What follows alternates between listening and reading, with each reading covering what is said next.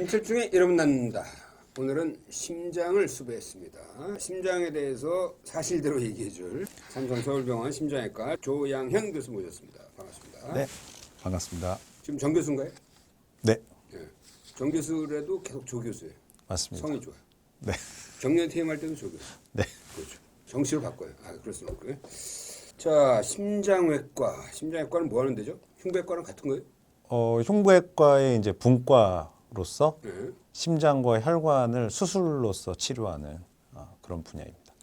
주로 어떤 환자를 만나는 거예요? 관상동맥이 막힌 심근경색증, 협심증, 대동맥 파열, 박리 그런 환자들이 뭐 판막이 이제 막히거나 새거나 이런 것들이 심장외과에서 가장 대표적인 네. 질환이고요. 저 개인적으로는 거기서 약간 좀 마이너한 작은 분야인 중증 심부전, 중증 폐부전, 심정지, 중환자 이쪽을 주로 전공을 하고 있습니다. 굉장히 병원에서도 가장 중환자를 보고 있는 거네요.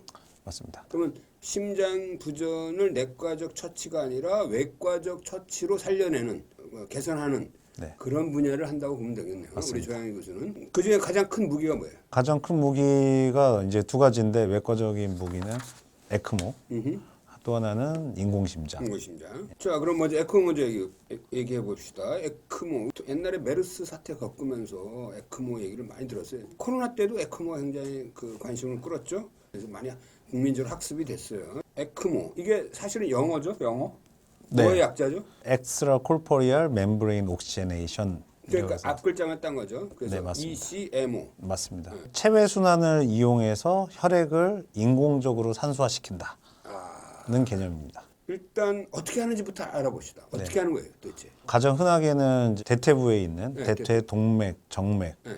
혹은 뭐 목에 있는 경동맥이나 경정맥 이런 접근이 가능한 큰 혈관에다가 이제 관을 최소한 2개 이상 삽입을 해서 가장 흔하게 하는 에크모 방식 VA라 그래서 그 순서가 V 하면 배인, 정맥, 네, 정맥. 그 다음이 순서가 A, 아터리라 그래서 한국말로 하면은 우리말로 하면은 정맥, 동맥 에크모 방식이라는데 정맥에서 뽑아서 와, 먼저 정맥에서 동맥, 뽑아. 네, 정맥에서 피를 뽑아요. 뽑아서 그리고 산소를 입혀. 네. 그 다음에 동맥 어디다 넣어줘요? 동맥으로 밀어넣어줘야 혈압도 만들 수 있고 대퇴 동맥으로 그럼 그 넣어주면 압력으로 위로 올라가요? 그렇죠. 피가 이제 거꾸로 올라가. 피 거꾸로 노르실 때 있지 않습니까? 이제 그런 느낌으로 네. 그러면 이 압력으로 뇌까지 가는 거예요. 뇌도 갈 수 있고 이 대퇴부에서 시작돼서 압력으로 쫙 와서 이 대동맥에서 쫙 퍼지는 거네. 맞습니다. 그럼 이 다리는 어떻게 해요?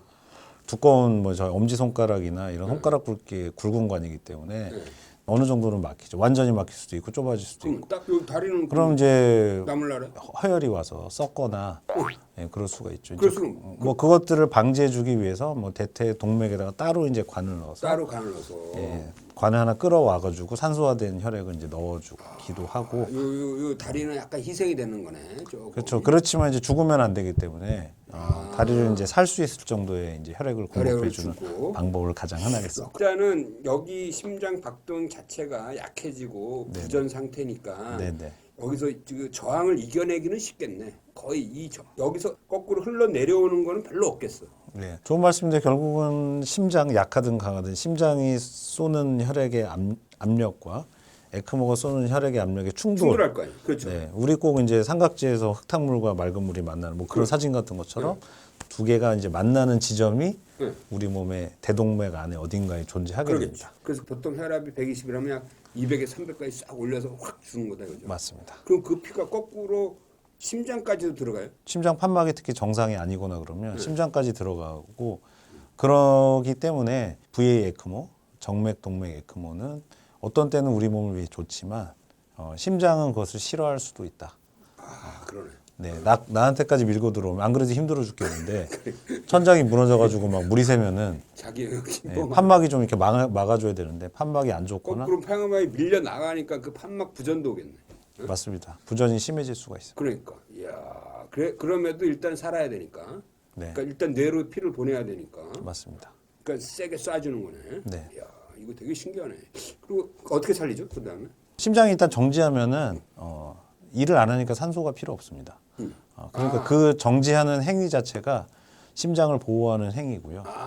네. 심장을 잠깐 쉬게 해주는 예, 거야. 그렇죠. 이제 산소가 안 오니까도 쉬지만 근데 하여튼 심장은 멈춘 거 아니에요. 맞습니다. 이건 뭐 법률적으로 해석하면 죽은 건데. 네네. 동면이라고 생각하시면 돼요. 동면. 하이버네이션. 네. 예전에 내가 기억 보면 다시 이제 펌핑 작동을 네. 시작할 때 전기작을 해서 딱 주고 그냥 하면은 다시 뛰더라고. 뭐 제일 중요한 건 피를 다시 주는 겁니다. 그럼 이제 다시 밥을 굶겼다가 예. 배고프면 이제 잠만 자지 아니, 않습니까? 뭔가 이렇게 탁 튀겨야지 이렇게 다시 뛰지 않나? 튀겨야만 하는 건 아니고 이제 밥만 주면 갑자기 열심히 일하는 다시, 경우도 많고요. 다시 뛰어. 네. 밥 주는데도 이제 일 안 하면 한 번 그때 한번 튀겨줍니다. 튀기는 거야. 네. 정신 좀 차리라고. 난 그 수술을 볼 때마다 저거 이렇게 튀기거나 그 줬는데도 다시 안 뛰면 어떡하지? 그런 쓸데없는 걱정하더라고. 아니 그 모든 사람이 그거 걱정합니다. 수술하는 사람. 뛰어. 안 뛰면은 에크모 붙이면 돼요. 다시 뛰어. 요새는 이제 에크모가 일상화돼서 예전에는 이제 그 긴장을 많이 했는데 에크모 달고 그냥 나가면은 좀 있으면 뜁니다. 네, 일찍 뛰는 사람, 늦게 뛰는 사람 뭐 다양하기 때문에. 심장도 자기 맘대로네. 자기 제각각이네. 그러면 지금 좀 전에 얘기한 거는 이제 정맥에서 빼서 아주 거센 압력으로 대동맥에 네. 넣어주는 거고. 네네. 아까 또 정맥대 정맥이 있다고 네, 했잖아요. 맞습니다. 그건 뭐예요? 뭐 코로나라든지 메르스 때 이제 유행했던 우리 중증 폐부전, 폐가 막 하얗게 된다고 하는 이제 그런 호흡부전 환자들한테는 굳이 심장은 정상이기 때문에 대동맥으로 넣어주게 되면 아까 말씀하신 대로 대퇴 동맥으로 넣어주면 혈관도 막히고 그러니까. 두 개가 싸워서 뭐 심장도 싫어하고 하니까 그냥 정맥에서 빼서 정맥으로 넣어주면 다시 또 정맥 어디다 폐정맥에? 대퇴 정맥을 통해서 네. 빼서 목에 있는 정맥으로 넣어주면 네. 결국은 이제 또 기자님 잘 아시겠지만 우심방에서 다 섞이지 않습니까? 네. 그래서 거기서 그냥 짬뽕이 돼가지고 그다음에 좀 산소 포화도 산소 올라가요. 포화도가 많이 올라간 올라간 상태로 그래서 상태에서- 폐에 오기 전에 이미 어느 정도 산소 포화도가 많이 돼서 오니까 폐에서 조금만 기능을 하면 산소가 좀 올라가 있는 피가 심장을 한다. 네네. 그래서 이 정도면은 사는 데는 지장 없다. 정맥에서 동맥으로 가느냐, 정맥에서 정맥으로 가느냐, 네. 저거 하는 방식의 차이지. 이 바깥에서 산소 넣어주고 뿌려주는 그 기계는 같아요. 네, 네. 그 기계 하나에 얼마예요? 1억에서 뭐 비싼 건 3억 1억 3억. 정도. 아주 비싼 건 아니네. 그거 계속 쓰는 이 튜브만 갈고 계속 네, 그거는 계속 쓰는 거 아니에요? 네, 그거는 계속 뭐 10년도 쓰고 하기 때문에 삼성 소변에 몇 대 있어요? 저희 병원에 10대 있어요. 10대. 이 그러면 여기서 넣고 뭐 일로 넣건 요 전체적인 그 시술 타임은 몇 분이에요? 15분, 10분 정도 야, 걸리는 것 진짜 같습니다. 진짜 빠른 거네. 어? 야 이거 뭐 산소 포화가 떨어지니까 아 이거 안 되겠다. 이거 빨리 에콤 넣자. 그러면 딱 15분이면 딱 타는 거야. 그럼 산소 포화도 유지되는 거고. 네네. 그럼 살아가는 거네. 네. 상상의 질문인데 가정용은 없어요. 에콤 달고 집에 갈 수는 없나? 가정용은 아직은 네. 그거 누가 개발한 거 없나?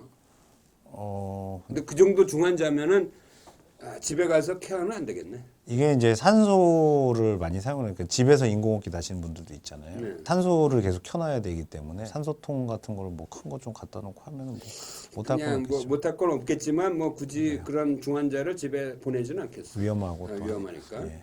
뭐 그렇다고 환자가 선생님 저 에크모 해주세요 이러지는 않을 거 아니에요? 그럼 적용하는 대상은 누구예요? 가장 흔한 거는 이제 심미성 쇼크, 심정지 이런 심장 계열 환자들이 제일 흔하고요. 심미성 쇼크.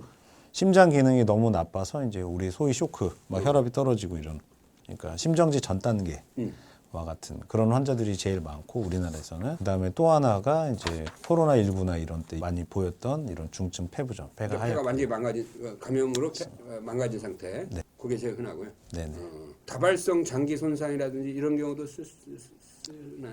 다발성 장기 손상은 이제 뭐 심장과 폐만의 문제가 아니라 뭐 뇌라든지 콩팥이라는 간이라든지 뭐 손발 이런 데가 이제 다 망가진 거니까 아무래도 이제 해볼 수는 있겠지만 별로 효과는 이제 좋지 않은 거예요. 지금 한 달에 몇 번 정도예요, 에크모? 그러니까 1년에 약 130건 정도니까 한 달에 10건 조금 넘는 것 같습니다. 그래요? 지금까지 약 1000건 넘겠네 그러면. 제가 개인적으로 이제 환자를 보고 치료한 분들은 1000분 훨씬 넘었고요. 야, 그 조 교수한테 에크모란 뭐예요? 에크모라고 하면은 뭐 의사 조양현의 뭐 그 자체라고도 할 수 있겠습니다. 심장박도 안 뛰어. 근데 환자 말을 해. 걸어. 그래서 그런 것들을 이제 좌심실 보조 장치 엘바드라고 이제 말이죠. 이야, 이거 되게 작네. 그 양수하는 과정을 한번 보고 싶은데요. 박동을 살짝 주긴 주는 거네. 네, 이렇게 잡으면은 더 확실하게 지금 오, 그러네. 환자가 내는 돈은 얼마야? 수술비까지 다 하면 약 정도. 이야, 국내 최초? 국내 유튜브 최초로 저는 확신합니다. 생명을 살리는구만. 어?